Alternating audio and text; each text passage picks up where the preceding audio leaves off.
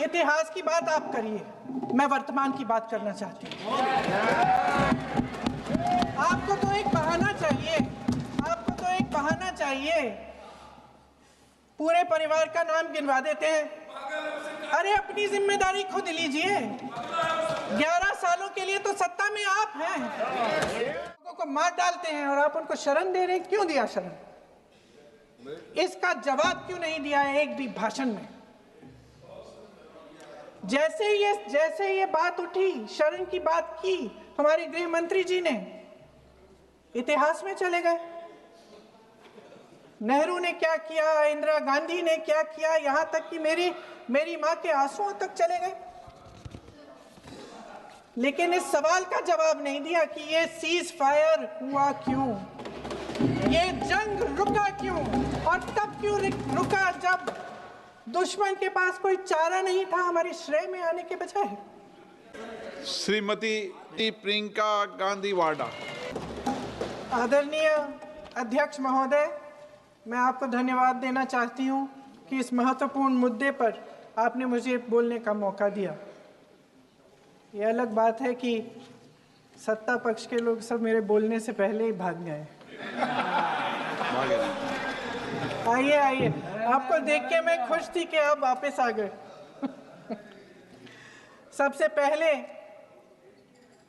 मैं उन सैनिकों, उन जवानों, उन अफसरों को नमन करना चाहती हूँ जो हमारे देश के रेगिस्तानों में, हमारे देश के घने जंगलों में, बर्फीले पहाड़ियों पे हमारी देश की रक्षा करते हैं, जो हर पल देश के लिए अपनी जान देने के लिए तैयार रहते हैं। हमारी आज़ादी अहिंसा के आंदोलन से हासिल हुई, लेकिन जैसे मैंने कहा, उसको कायम रखने के लिए हमारी सेना का बहुत बड़ा योगदान है।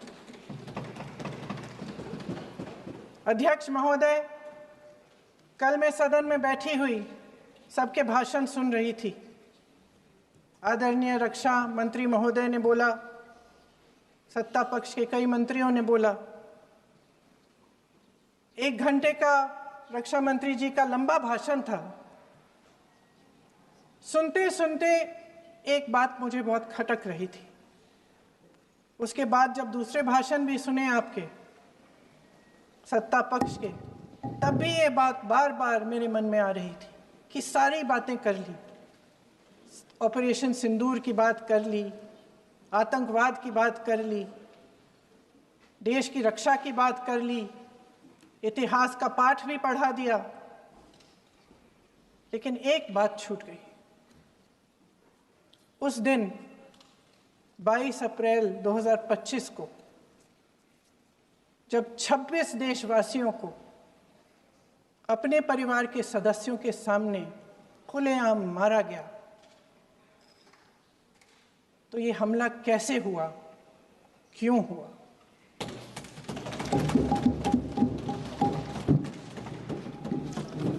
अध्यक्ष महोदय, ये लोग बैसारन वैली में, पहलगाम के पास कश्मीर में क्या कर रहे थे? आजकल पब्लिसिटी का दौर है, प्रचार का ज़माना है। कुछ समय से हमारी सरकार ये प्रचार कर रही थी कि कश्मीर में आतंकवाद ख़त्म हो गया है, कि कश्मीर में शांति है, अमन चैन है। प्रधानमंत्री जी ने खूब भाषण दिए, देशवासियों को कहा कि चलिए कश्मीर चलिए, सैर करिए। कई बार मैंने ये भी देखा मीडिया पर, टीवी पर, कि कश्मीर जाइए, ज़मीन खरीदिए, अब वहाँ अमन चैन है, शांति का वातावरण है। इसी बीच शुभम द्विवेदी, एक कानपुर के नौजवान, और उनके पूरे परिवार ने तय किया कि वो कश्मीर जाएंगे। शुभम द्विवेदी की 6 महीने पहले शादी हुई थी। उसकी पत्नी ने कहा कि उनके बीच एक ऐसा रिश्ता था, प्रेम और दोस्ती का ऐसा रिश्ता था कि वो एक दूसरे को बच्चों की तरह हंसाते थे। सोशल मीडिया पर एक वीडियो भी जारी है जिसमें पूरा परिवार एक साथ बैठा हुआ ताश खेल रहा है और ऐसे हंस रहे हैं कि उस वीडियो को देख के किसी का भी दिल टूट जाए कि इस परिवार को इस तरह से उजड़ने क्यों दिया हमने। 22 अप्रैल 2025 को बैसारन वैली में मौसम का मिजाज अच्छा था। जैसे हर रोज लगातार 1000 से 1500 लोग वहां पहुंचते थे, उसी तरह से उस दिन भी तमाम पर्यटक वहां पहुंचे। वहां का रास्ता आसान नहीं है अध्यक्ष महोदय जी, जंगल से जाना पड़ता है, पहाड़ों के बीच जाना पड़ता है, घोड़े से जाना पड़ता है। ये परिवार वहां पहुंचे, मौसम सुहाना था, उनके बच्चे ट्रैम्पोलिन पे खेल रहे थे, कोई जिपलाइन कर रहा था, कोई चाय पी रहा था, तो कोई कश्मीर की सुंदर वादियों की ठंडी हवा का मज़ा ले रहा था। शुभम अपनी पत्नी के साथ एक स्टॉल पे खड़े थे। तभी अचानक 4 आतंकवादी जंगल में से निकलते हैं और शुभम को वहीं अपनी पत्नी के सामने मार डालते हैं। उसके बाद वे वहां से पूरे वैली में 1 घंटे के लिए लोगों को चुन चुन कर मारते हैं। किसी के पति को अपनी पत्नी के आंखों के सामने, किसी के पिता को अपने बेटे के सामने, चुन चुन कर 26 लोगों को मार डालते हैं। शुभम की पत्नी घबराकर वहां से भागने की कोशिश करती है, अपनी जान बचाने के लिए जंगल की तरफ दौड़ती है। वहां पता चलता है कि तमाम लोग जंगल की तरफ दौड़े हैं और अपनी जान बचाने की कोशिश कर रहे हैं। कोई अपने बेटे का हाथ पकड़ के पहाड़ों पर घसीटता हुआ जा रहा है, कोई कश्मीरी घोड़े वालों और गाइडों की मदद लेते हुए चले जा रहा है। कोई रास्ता नहीं है, कोई तरीका नहीं है, लेकिन किसी न किसी तरह से शुभम की पत्नी के शब्दों में किसी ऐसी शक्ति ने हमको बचा कर रखा कि हमें किसी न किसी तरह से हम अकेले नीचे पहुंचे। और मैं उनके लफ्ज पढ़ना चाहती हूं, क्योंकि उन्होंने कहा कि इस पूरे समय जब 1 घंटे के लिए चुन चुन कर भारतीय नागरिकों को मारा जा रहा था, इस पूरे समय उसे एक सुरक्षाकर्मी नहीं दिखा, एक सैनिक नहीं दिखा।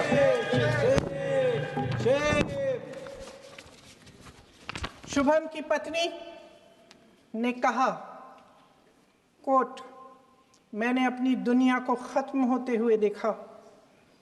अपनी आंखों के सामने एक सिक्योरिटी गार्ड नहीं था। मैं ये कह सकती हूं कि देश ने, सरकार ने हमें वहां पे अनाथ छोड़ दिया था। सिक्योरिटी क्यों नहीं थी वहां? वहां पे एक सैनिक क्यों नहीं दिखा?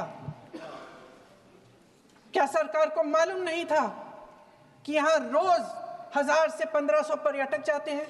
क्या सरकार को मालूम नहीं था कि यहाँ के को पहुंचने के लिए जंगल के रास्ते से जाना पड़ता है? अगर कुछ हो जाएगा तो लोग वहां से निकल नहीं पाएंगे। एक चिकित्सा का इंतजाम नहीं था, फर्स्ट एड का इंतजाम नहीं था, कोई इंतजाम नहीं था, ना सुरक्षा का ना फर्स्ट एड का। इन लोगों को भगवान भरोसे छोड़ दिया गया।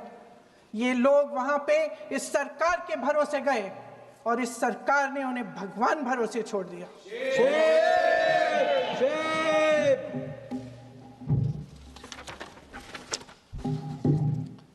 मैं पूछना चाहती हूं, ये किसकी जिम्मेदारी थी?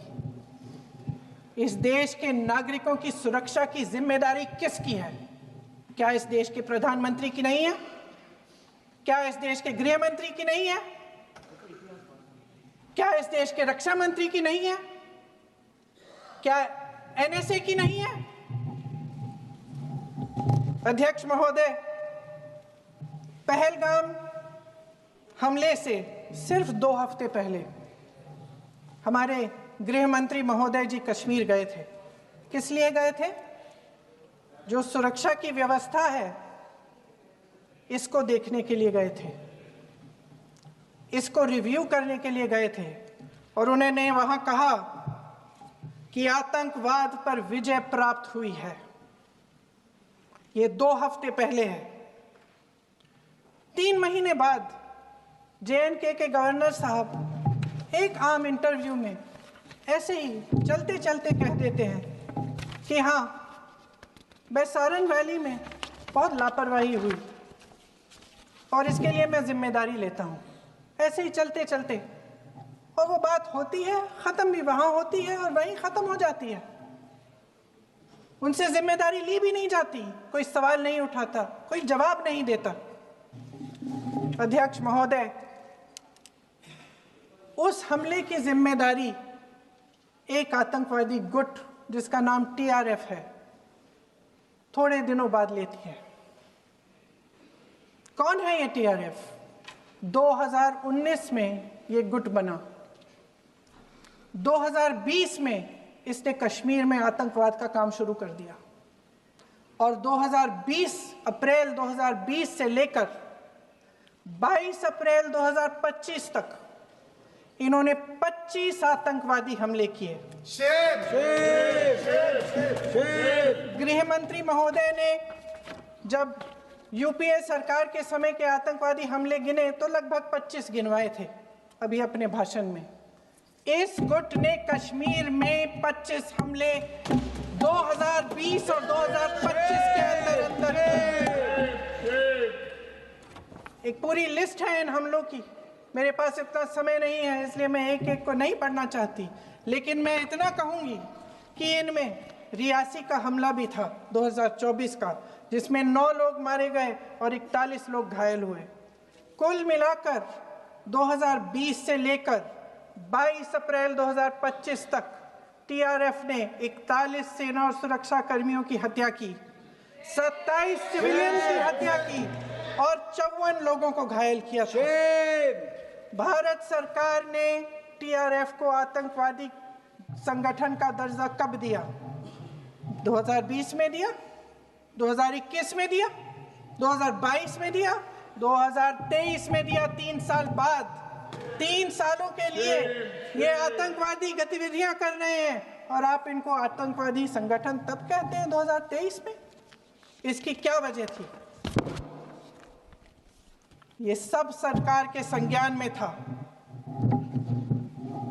और आप मुझे बताना चाहते हैं, सत्ता पक्ष के नेता बताना चाहते हैं कि ये सब आपके संज्ञान में था, लेकिन कोई भी एक ऐसी एजेंसी नहीं है हमारी सरकार की जिसको पता चला कि ऐसा हमला, ऐसा भयानक हमला होने जा रहा है हमारे देश में, कि पाकिस्तान में बैठे हुए इस हमले की योजना बन रही है कि हम भारत जाके हैवानियत करेंगे, 26 लोगों को मार डालेंगे और हमें पता ही नहीं है। क्या ये हमारी एजेंसियों की विफलता है कि नहीं है? ये बहुत बड़ी विफलता है, एक बहुत बड़ी विफलता है। जानते थे कि ये गुट है, जानते थे कि 5 सालों से ये आतंकवादी हमले कर रहा है, अध्यापकों को मारा, आर्मी के बड़े बड़े अफसरों को मारा, आम जनता को मार डाला, पुलिस वालों को मार डाला, और आप इन पे निगरानी नहीं रख रहे थे। और ये जो एजेंसियां हैं, इनकी जिम्मेदारी कौन लेगा? क्या IB चीफ ने अपना इस्तीफा दिया? क्या किसी ने इस्तीफा दिया? गृह मंत्री जी के कार्य क्षेत्र में आता है इंटेलिजेंस ब्यूरो। क्या गृह मंत्री जी ने इस्तीफा दिया? इस्तीफा छोड़िए, जिम्मेदारी ली।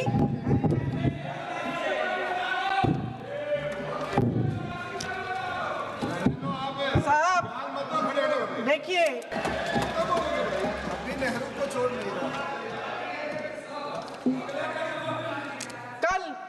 कल माननीय गौरव गोगोई जी ने अपने भाषण में पूछा गृह मंत्री जी से, क्या आपकी जिम्मेदारी नहीं थी? मैं देख रही थी। राजनाथ जी, रक्षा मंत्री जी यूं अपना सर हिला रहे थे, कुछ बोले नहीं। अंदर से ये महसूस हुआ होगा कि यहाँ कुछ जिम्मेदारी थी, लेकिन माननीय गृह मंत्री महोदय जी हंस रहे थे, वे हंस रहे थे। अध्यक्ष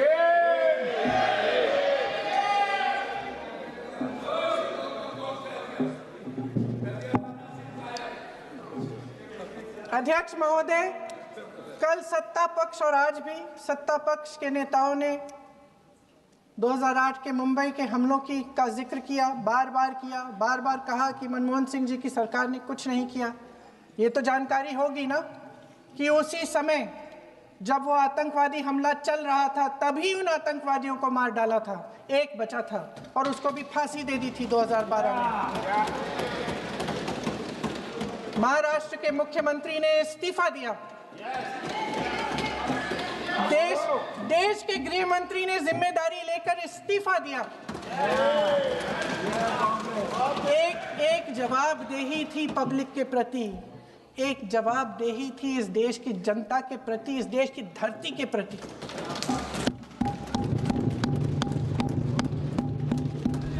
राजनाथ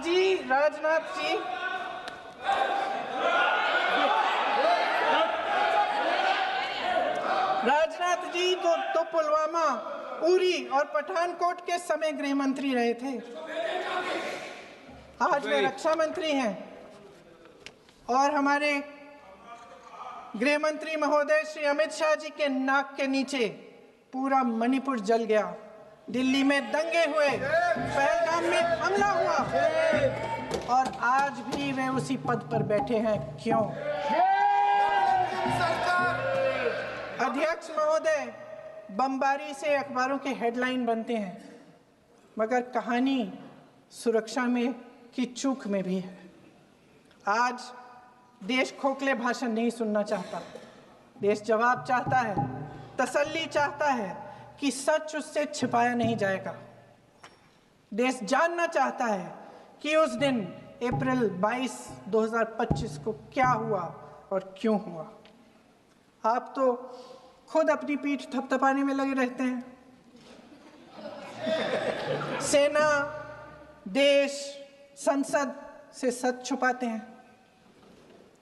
ऑपरेशन सिंदूर जब शुरू हुआ, हम सब ने समर्थन किया, सब एकजुट होकर खड़े हो गए इस देश के लिए। दोबारा होगा, दोबारा खड़े हो जाएंगे। अगर हमारे देश पे हमला होता है तो यहाँ इस सदन में किसी भी पार्टी का हो, कोई भी हो, सब आपका समर्थन करेंगे। और हमें अपनी सेना पर गर्व है कि उन्होंने इस बार भी दृढ़ता से लड़ाई लड़ी, धैर्य से लड़ाई लड़ी, वीरता से लड़ाई लड़ी।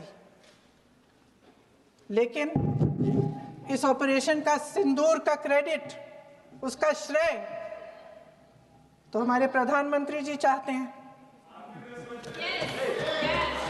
सही भी है, ठीक है, सही है, श्रेय ले। ओलंपिक्स में हमारा मेडल आता है, उसका भी श्रेय लेते हैं,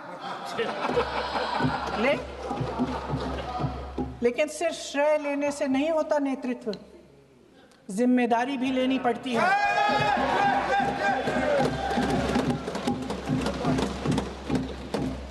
देश के इतिहास में ये पहली बार हुआ, देश के इतिहास में ये पहली बार हुआ कि जंग होते होते ही रुक गई है जी। और इस रुकावट का ऐलान हमारी सरकार, हमारी सेना नहीं करती, अमेरिका के प्रेसिडेंट करते हैं, अमेरिका के राष्ट्रपति करते हैं। ये हमारे प्रधानमंत्री महोदय की गैर जिम्मेदारी का सबसे बड़ा प्रतीक है। आज गृह मंत्री जी ने इस बात पर उल्लेख किया। उन्होंने कहा, उनके शब्दों में उन्होंने कहा कि पाकिस्तान के पास शरण में आने के बजाय कोई चारा ही नहीं था। आपने शरण दिया क्यों? वो आते हैं आपके देश के अंदर, क्यों रुका ये जंग? इसका जवाब नहीं दिया। धन्यवाद, आप देंगे?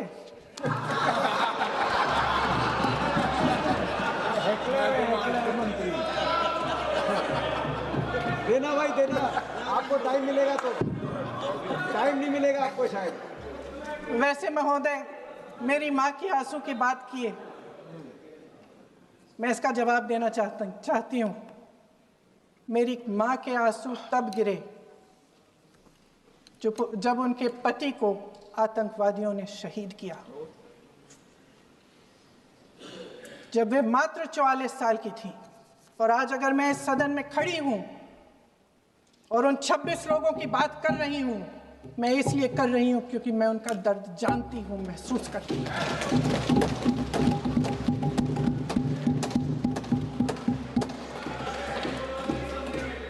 अध्यक्ष महोदय, मैंने कहा कि देश का नेतृत्व सिर्फ उपलब्धियों का श्रेय लेने से मजबूत नहीं होता। सफलता और विफलता दोनों की जिम्मेदारी लेने से बुलंद होता है। ये सोने का ताज नहीं है, कांटों का ताज है। अध्यक्ष महोदय, जब सरकार झूठी और कायर हो तो वे बहादुर से बहादुर सेना के साहस और पराक्रम को भी कमजोर कर देती है। देश को प्रतिशोध के साथ साथ सबके प्राणों की रक्षा का प्रण चाहिए। सेना की शक्ति के साथ सरकार की सच्चाई भी चाहिए। महान देशभक्त शहीद इंदिरा गांधी जी, जिन्होंने सफल कूटनीति के बल पर अमेरिका के राष्ट्रपति निक्सन का मुकाबला करके पाकिस्तान का विभाजन करवाया, बांग्लादेश बनाया, 1 लाख पाकिस्तानी सैनिकों को आत्मसमर्पण करने पर मजबूर किया, उन्होंने कभी इसका श्रेय लेने की कोशिश नहीं की।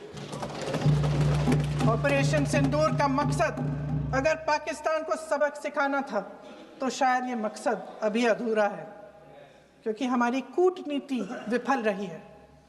इसका प्रमाण यही है कि ऑपरेशन सिंदूर के बाद एक पाकिस्तानी जनरल, जिसके हाथ खून से रंगे थे, अमेरिका के राष्ट्रपति के साथ बैठकर लंच खा रहे थे। अगर ऑपरेशन सिंदूर का मकसद आतंकवाद को खत्म करने का था तो पाकिस्तान को संयुक्त राष्ट्र के आतंकवाद विरोधी समिति का अध्यक्ष चुने जाने से इस मकसद को धक्का लगा है। इसकी जिम्मेदारी कौन लेगा? क्या हमारे प्रधानमंत्री लेंगे? क्या उनमें ये हिम्मत है? नहीं है। अगर इस ऑपरेशन के दौरान हमारे जहाजों का नुकसान नहीं हुआ तो सदन में इसे साफ साफ कहने से क्या डर है? क्यों नहीं कहा है? कल भी रक्षा मंत्री जी ने कहा कि हमारे इंफ्रास्ट्रक्चर का नुकसान नहीं हुआ, तो जहाजों के बारे में भी बता दें, साफ साफ बता दें, क्या हर्ज है? सच्चाई तो है। सवालों से बचने के लिए ये सरकार हमेशा प्रयास करती है। इसकी राजनीतिक कायरता बेमिसाल है। देशवासियों के प्रति जवाबदेही का एहसास ही नहीं है। सच्चाई ये है कि इनके दिल में जनता के लिए कोई जगह नहीं है। सब राजनीति है, सब पीआर है, सब प्रचार है, सब पब्लिसिटी है। देश की जनता के लिए आपके हृदय में कुछ नहीं रहा। बहुत समय हो गया है आप इस प्रचार में ही लिप्त हैं, जनता को देख नहीं पा रहे हैं।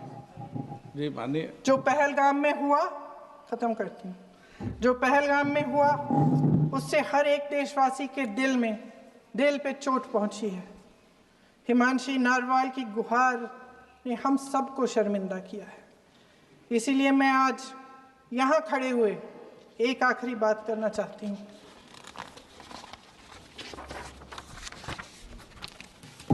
इस सदन में लगभग सभी के पास सुरक्षा है, सुरक्षा की व्यवस्था है। हम जहाँ भी जाते हैं हमारे साथ सुरक्षा कर्मी आते हैं। आपको भी मिल जाएगी, आप मंत्री बन जाएंगे, आपको भी मिल जाएगी। मैं मजाक की बात नहीं कर रही हूँ, थोड़ा सा धैर्य रखिए। उस दिन पहलगाम में 26 परिवार उजड़ गए। 26 लोगों को अपने परिवार के सदस्य के सामने मारा गया। 26 बेटे, पति, पिता गुजर गए। उनमें से 25 भारतीय थे।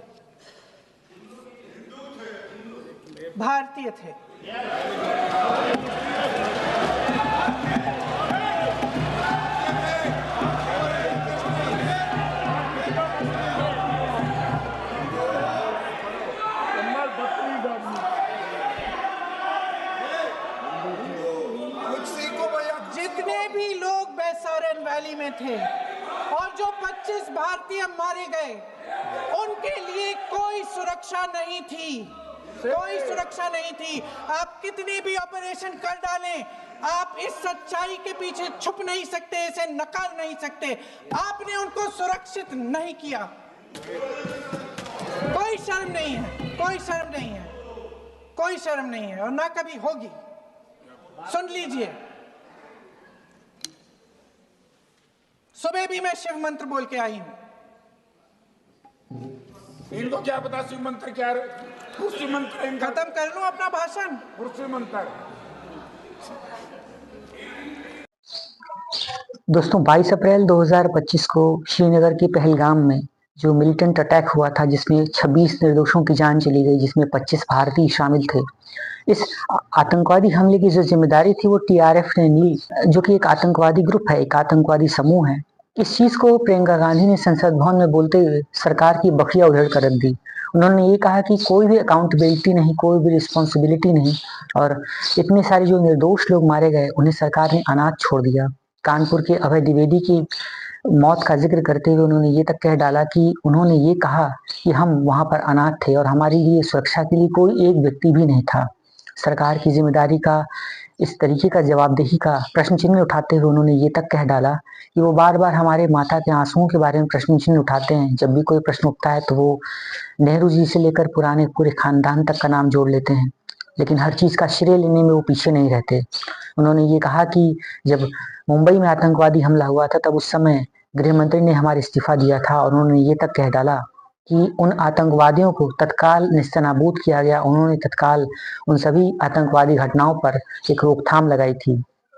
इस तरीके से प्रियंका गांधी, जो कि केरल के वायनाड से सांसद हैं, उन्होंने सरकार को आईना तो दिखाया ही, साथ ही साथ ये भी कह डाला कि भारत में भारतीय की सुरक्षा सुनिश्चित करना ये सरकार की ही जिम्मेदारी है। अकाउंटेबिलिटी होनी चाहिए, रिस्पॉन्सिबिलिटी होनी चाहिए। तो आप प्रियंका गांधी के इस बयान पर और सरकार की इस कमी के ऊपर आप क्या कहना चाहते हैं? जरूर कमेंट करके अपनी राय जरूर बताएं। और इस समय देश में यूजीसी का एक बहुत ही खराब माहौल चल रहा है, जिसमें सवर्ण सरकार से बहुत ज्यादा असंतुष्ट हैं और अपनी मांगों को मुखर रूप से रख रहे हैं। इसके साथ साथ अब सुप्रीम कोर्ट ने भी यूजीसी के नए नियमों के ऊपर तत्काल प्रभाव से रोक लगा दी है, और साथ साथ ये भी कहा है कि जब तक सवर्णों के लिए, जब तक नियमों के भेदभाव संबंधित सभी नियम सही तरीके से ठीक न किए जाते, तब तक इस तरीके से कोई भी नियम लागू न किया जाए। तो आप अपनी राय कमेंट बॉक्स में जरूर बताएं। बीजेपी इस समय चारों तरफ से घिरती हुई नजर आ रही है, और सरकार के रुख के संबंध में आपके क्या विचार है जरूर कमेंट कीजिए। अगर आपको आज की वीडियो अच्छी लगी हो तो इसे एक लाइक करिए, चैनल सच्ची घटना को सब्सक्राइब कीजिए और बेल आइकन को भी ऑल पर सेट कीजिए। आपकी राय बहुत मायने रखती है। अपने शहर का नाम आप कमेंट बॉक्स में लिखकर हमें बता सकते हैं कि आप किस शहर से हमारी इस वीडियो को देख रहे हैं। नेक्स्ट कमेंट में, नेक्स्ट वीडियो में आपकी वीडियो को आपके नाम के साथ हम जरूर पब्लिश करेंगे। तब तक के लिए आप सभी का बहुत बहुत धन्यवाद। संसद भवन की लाइव अपडेट से जुड़ी और लेटेस्ट न्यूज और देश दुनिया और जुर्म की ताज़ा तरीन खबरों के साथ आपके साथ हम फिर मिलते हैं। तब तक के लिए आप सभी का बहुत बहुत धन्यवाद।